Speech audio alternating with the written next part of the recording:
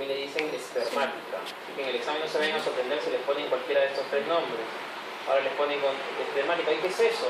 Es lo mismo que la gonadal, ¿ok? Entonces, repito, 1, conducto deferente. 2, arterias. ¿Cuántas arterias? Son 3 arterias que tenemos dentro. La arteria funicular, arteria gonadal, ¿perdón? Ahorita lo explico. Primero apunto los nombres. Arteria gonadal y tercero, la arteria deferencial. Ahora sí, a tu pregunta.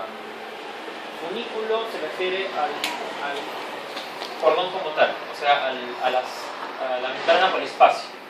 O sea que sí que la arteria funicular no es otra cosa que la arteria que irriga al todo el cordón. Y esa arterita la vamos a encontrar aquí afuera. Esta que está aquí, vamos a ponerle aquí letra A. O mejor así. A ver qué onda. Le pongo al costado. Lo borro aquí y le pongo acá una letra A minúscula. Esta arteria que le pongo letra A, ahí está, esa A es la arteria funicular. O sea, cuando usted le pregunte, la arteria funicular, ¿qué cosa es? Es la arteria que irriga el cordón. La letra B, arteria gonadal, también llamada testicular o arteria espermática, esa es una arteria que va a irrigar obviamente al testículo, pero como esa estructura está saliendo, también irriga por la parte interna, ¿no? Y esa arteria está más o menos por acá. Esta es la B, arteria gonadal, testicular o espermática. Y la última, que es esta, la C, ¿cómo se llama? Deferencial, por tanto, ¿qué irriga? Al deferente, entonces está encimita de él. Aquí está. C. Arteria deferencial. Pero eso no lo van a preguntar. A ustedes le van a preguntar cuál es el origen de estas arterias. La arteria funicular es rama de la epigástrica inferior. Ahorita vamos a hablar de esa arteria que también es importante. La funicular es rama de la epigástrica inferior. La gonadal testicular o espermática, que es lo mismo, es rama de la aorta abdominal, ahí la van a ver, una arteriomes. Nace de la aorta y se mete al cordón. Y termina en el testículo, obviamente, y irriga. Y la arteria deferencial es rama de la arteria vesical inferior, que es una arteria de la pelvis. Repito, la funicular es rama de la epigástrica inferior. A su vez, epigástrica inferior, ¿rama de quién es? De la ilíaca externa. No es lo mismo que epigástrica superficial, por si acaso, no se vayan a equivocar. La epigástrica superficial que dije al inicio de la clase, esa es rama de la femoral, y eso va al Camper, ¿se acuerdan? Acá. La epigástrica inferior es una rama profunda, que nace de la ilíaca externa. Y una de esas ramitas de esta epigástrica inferior se va a localizar dentro del cordón y lo va a irrigar. Esa se llama arteria funicular. La gonadal, tanto en el hombre como en la mujer, las gonadales nacen de la aorta. O sea, gonadal, en el caso del varón, testicular o espermática. Y la deferencial, o sea, la que irriga el conducto deferente, es rama de la vesical inferior. Cuando ustedes lleguen a pelvis, y no se los adelanto para que lo sepan, en pelvis a la arteria vesical inferior le llamamos así.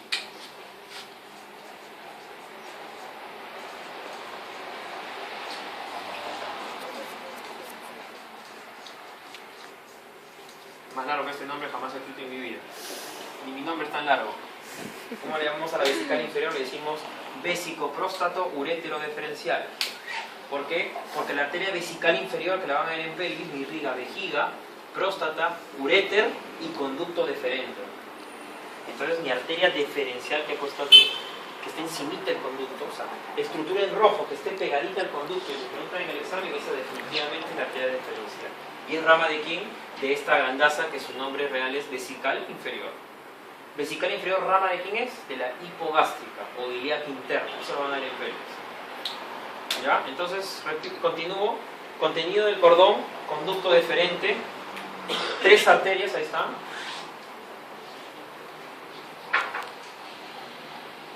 Tres venas. Más que venas, encontramos plexos venosos. Atentas acá un ratito. Encontramos un plexo venoso que está delante del deferente.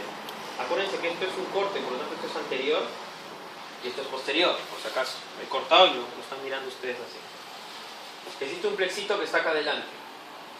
Un plexo venoso que está acá. Vamos a ponerle letra, ¿qué sigue? D. Letra D. Y lo pongo acá. Esto se denomina el plexo venoso espermático anterior, también conocido con el nombre de plexo pampiniforme. ¿Qué le pone en el examen? Plexo pampiniforme. El plexo venoso espermático anterior pampiniforme está por delante de la arteria diferencial y el conducto. Y si hay un anterior, hay un posterior. Hay un posterior. Acá. Esta sería letra E. Vamos a ponerle ya con siglas. Plexo venoso espermático posterior. Eso no tiene nombre, sino estrella. Espermático posterior. ¿Qué vamos a encontrar aquí? Dentro, pero en el cordón, pero bien afuera, casi pegado a la fase espermática externa. Vamos a poner letra F y le ponemos acá número 4. Un nervio. Este nervio se denomina el nervio génito femoral. Ya lo han escuchado en miembro inferior.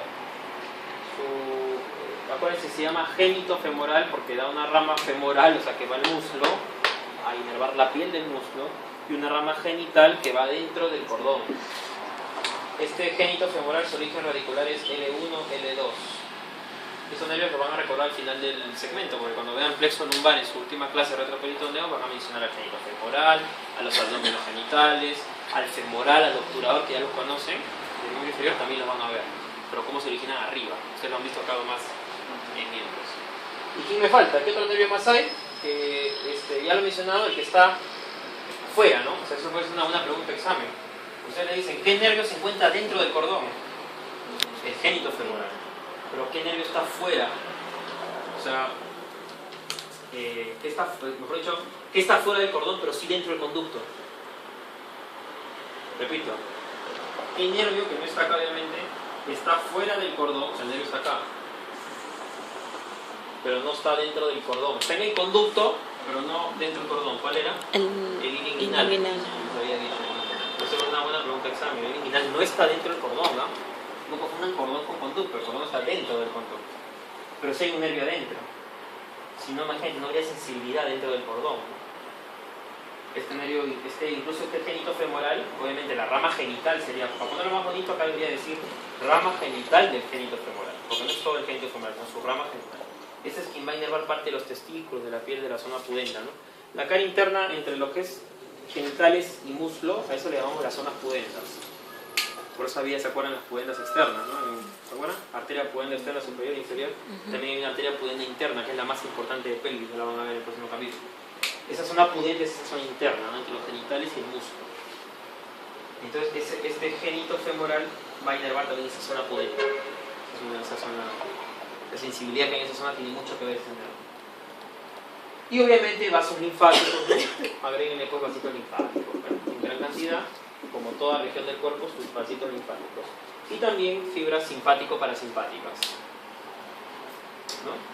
Listo. Entonces, pero esas 4 cosas son las más importantes. Entonces, el contenido del cordón espermático va a ser el conducto deferente, que no es otra cosa que la continuación del epidídimo. Y el epidídimo está rodeando, o sea, está sobre el testículo. 2, las 3 arterias. Arteria funicular, rama de la epigastrio inferior. La arteria gonadal, testicular o espermática, que es lo mismo, rama de la aorta. Y la arteria diferencial, cuyo nombre largo lo tiene allá, vesical inferior. 2 plexos venosos. El plexo venoso espermático anterior o pampiniforme, y el plexo venoso espermático posterior. Y un nervio, el génito femoral. Su rama genital. Origen radicular, L1, L2. Este es el contenido de este cordón que les estaba mencionando, que a su vez este cordón es contenido de ¿qué era? Del conducto inguinal que hemos mencionado. ¿Está bien hasta ahí? ¿Alguna pregunta? ¿Está claro? Ahora, hemos mencionado hace un ratito una arteria. Existe una arteria, miren, yo voy a borrar solamente para que después lo puedan ver.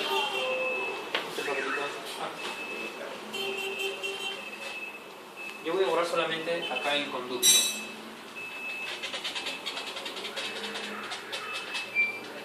Ya.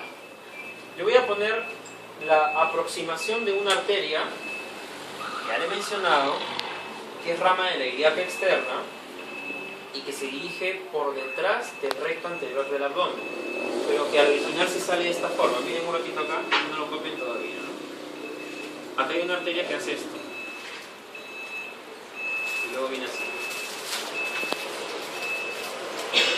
En su origen nace de una arteria que está acá, que se llama la ilíaca externa, se cruza de forma oblicua hacia adentro y hacia arriba y luego pasa detrás del recto anterior del abdomen, de tal forma que en el examen, si usted ve una arteria que está detrás del recto, ya saben qué es esta.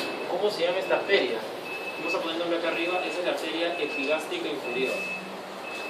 Epigástrica inferior. ¿Qué sabemos hasta ahorita de la epigástrica inferior? ¿Qué daba cuál? ¿Cuál de las tres? La funicular.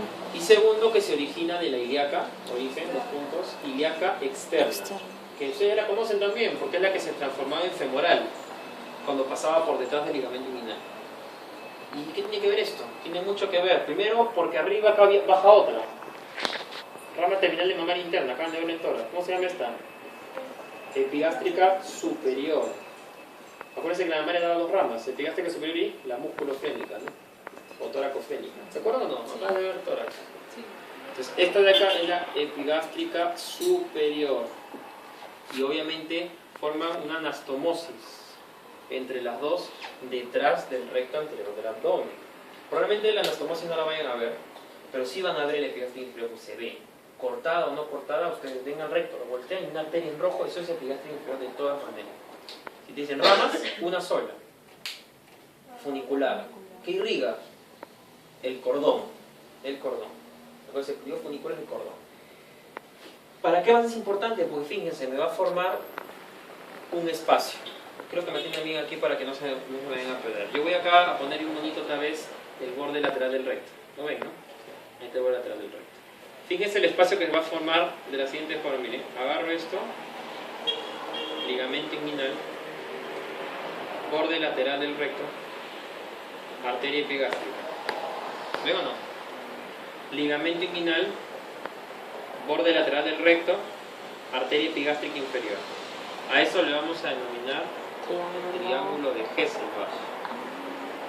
O Hesselbach, como le guste decirlo. Triángulo de Hesselbach. ¿Qué es el triángulo de Hesselbach? Es el espacio delimitado por arteria epigástrica inferior, borde lateral del recto del abdomen, ligamento inguinal por abajo. Miren el ligamento inguinal cómo contribuye bastante aquí.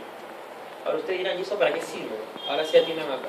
Yo les había dicho en un primer momento de que todo el espacio triangular grande, el que acá todavía está, ¿no?, formado por el ligamento inguinal, el borde lateral del recto y la línea imaginaria que va entre el recto y la espina ilíaca anterosuperior, todo ¿cómo se llamaba? Región inguinal. Cuando nosotros hablamos de la región inguinal, no podemos dejar de hablar de una patología frecuente, y esto sí les preguntan, ¿no? No es que yo quiera meterles clínica. Bueno, en parte también, pero no es que quiera meterles clínica porque se me dé la gana, no, sino porque esto les preguntan, porque tiene sustento anatómico. Cuando nosotros hablamos de la región inguinal, no podemos dejar de hablar de las hernias. ¿Qué es una hernia? A ver, ¿qué es una hernia? ¿Cómo se cita? ¿De? Un elemento anatómico. Por algún agujero natural.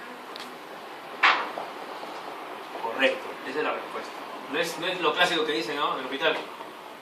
Una hernia es una protrusión de una víscera por un orificio, por una zona débil del abdomen. Eso es mentira.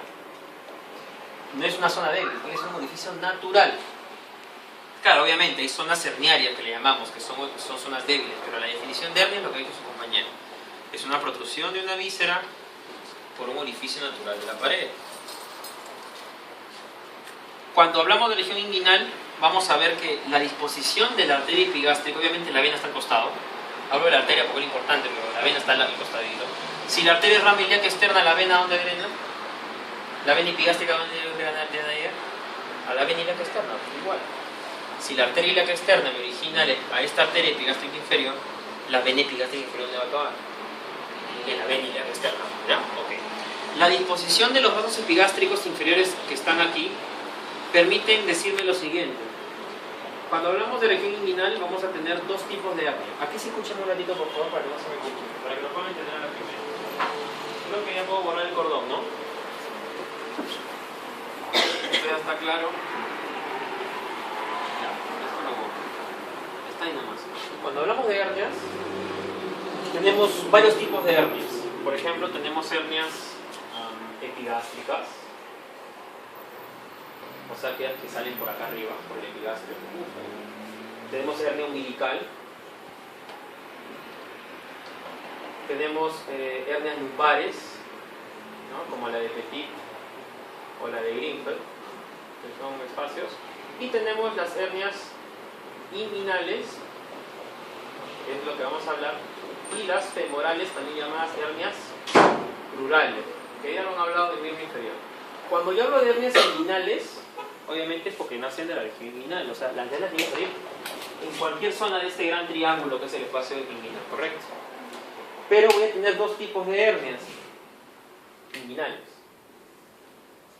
Tengo las hernias directas y tengo las hernias indirectas. O sea, tengo una hernia inguinal directa y una hernia inguinal indirecta. ¿Cómo lo diferencio anatómicamente cuál es directa y cuál es indirecta? La posición de la arteria epigástrica.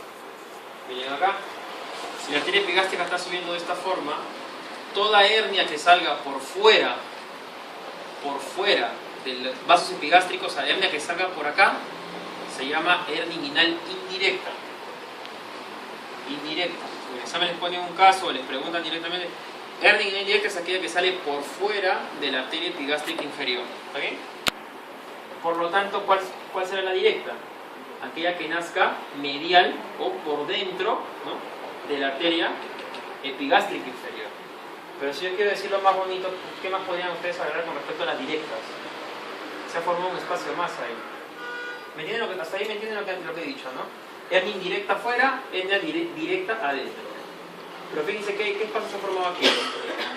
El triángulo de Hesselbach, que está formado por la misma epigástrica, por los vasos epigástricos, el recto y el ligamento inguinal. ¿Y qué hernias salían acá? Si está medial a la epigástrica, ¿qué hernias salían acá? Directas. Entonces, segundo concepto, toda hernia que salga por el triángulo de Hesselbach siempre va a ser directa.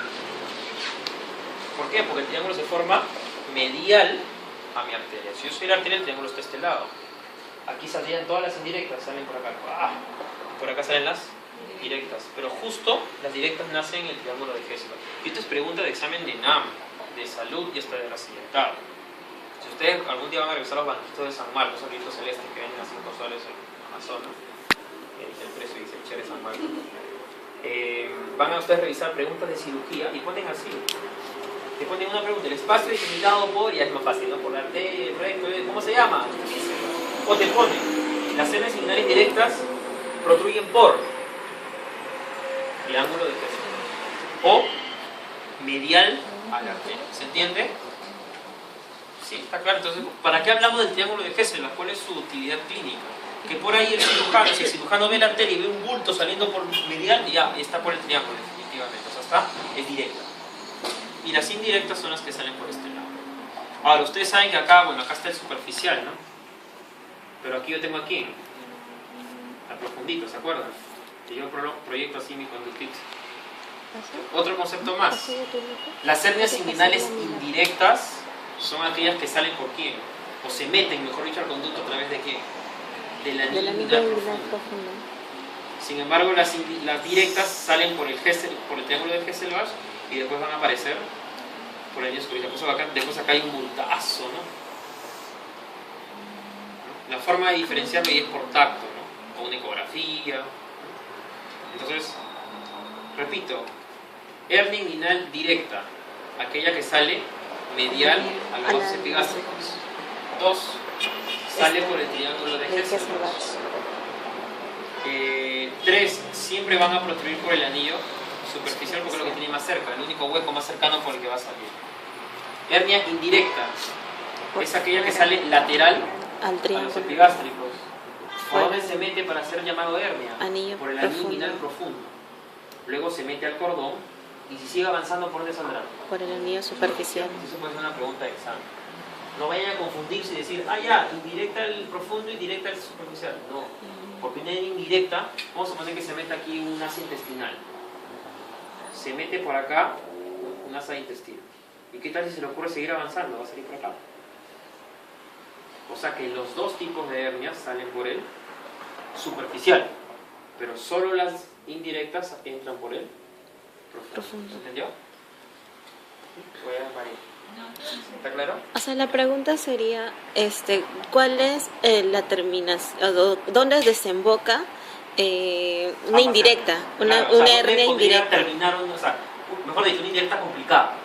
En la Tiene que haber superficial. pasado por todo el conducto para recién salir abajo por el superficial y acá se ve un puntazo, ¿no? Pero su primera desemboca. Primero tiene que haber entrado de todas maneras al para ser profundo. llamada por el profundo. Normalmente se queda ahí, se queda en el. Entonces vemos un bultazo acá, ¿no? Y decimos, puede ser una hernia indirecta, porque todavía está dentro del conducto. Pero con el tiempo el paciente no va, o no le duele, no pasa nada, y la víscera puede seguir avanzando y salir por el superficial. Entonces quiere decir que por el superficial pueden salir los dos tipos de hernias. ¿Y ahí, o sea, qué tipo de hernia es? ¿Tanto directa como indirecta? Ambas pueden ser. La hernia mixta se llama hernia en pantalón. Existe la hernia mixta. O sea, correcto, lo que tú has dicho es, así se denomina. Si yo veo obviamente no vas a ver dos bultos, ¿no? Es uno solo, o sea, ves un solo bulto que está jalando vísceras que entró por el profundo y la que se metió por Hesselbach. Entonces en una bolsa común, eso se denomina hernia mixta, también una hernia en pantalón se le llama. Entonces, ¿se entendió? Sí. Una característica más, las hernias indirectas suceden por un motivo en especial. Suelen ser las más frecuentes y estas son de tipo congénito. Ustedes me preguntarán, pero ¿cómo que congénito? ¿Qué dice congénito? Al nacimiento, ¿no? O sea, sucede algún trastorno en la etapa fetal. A ver, más o menos, ¿qué creen que pueda pasar? ¿Por dónde se meten las indirectas? Por el anillo profundo, ¿correcto? Entonces quiere decir que tiene que haber, para entrar al profundo, que es de la fase transversal, tiene que ser una estructura que esté dentro del abdomen. ¿Qué pasa en la etapa fetal? Los testículos normalmente están en el retroperitoneo. Conforme va pasando la evolución, hasta el 7º mes aproximadamente, los testículos tienen que ir descendiendo. ¿Por dónde descienden? Por el conducto. Entonces, si en embriología ustedes se acuerdan cuando llegaron le decían el testículo que estaba aquí, o el testículo estaba por acá. ¿Cómo hizo para llegar hasta el escroto? Tuvo que haber pasado por el anillo profundo, conducto, salir por el superficial, ¿no? Y llegar al escroto. ¿Correcto? Y el testículo que ya está abajo. Cuando no llega, ¿cómo se llama? Criptorquídeo. Entonces, va a haber un pequeño conducto que sería este, pues, ¿no? Digámoslo así, donde el testiculito se tiene que meter para finalmente ingresar al conducto. Eso se denomina en la etapa fetal el conducto peritoneo vaginal. Vaginal viene porque el testículo tiene, el escroto, que es la membrana que envuelve el testículo, tiene una túnica vaginal formada por peritoneo. No estuvieron, tú sí estuviste, bueno, no sé, pero la vez pasada en tórax en la clase dije que habían serosas, ¿se acuerdan? Pleura, peritoneo, pericardio. ¿Y qué en el nombre decíamos? Pleura, peritoneo, pleura, pericardio, peritoneo y túnica vaginal. En el varón hay una más. Pero en realidad esa túnica vaginal es otra cosa que el peritoneo que se mete al escroto. O sea, nosotros los varones tenemos al peritoneo metido hasta abajo. ¿Ya? En ese sentido de la palabra. Entonces, ¿qué pasa? Este conducto, escuchen bien, este conducto peritoneo vaginal está abierto. ¿Para qué? Para que el testículo pueda ingresar al conducto y luego llegar al escroto. Cuando el niño nace, este conducto peritoneo vaginal tiene que cerrarse. Y queda como resultado un ligamento que le llamamos el ligamento de Cloque, así como el ganglito, ¿se acuerdan? El ganglio de Cloque que teníamos en el Scarpa, ¿no? En el triángulo de Scarpa, igualito. Pero en ciertos niños el ligamento no se forma, el conducto no se cierra. Entonces, ¿qué me queda como resultado? El conducto peritoneo vaginal permeable, abierto. Entonces, ¿cuándo se forma una hernia indirecta? Cuando hay una persistencia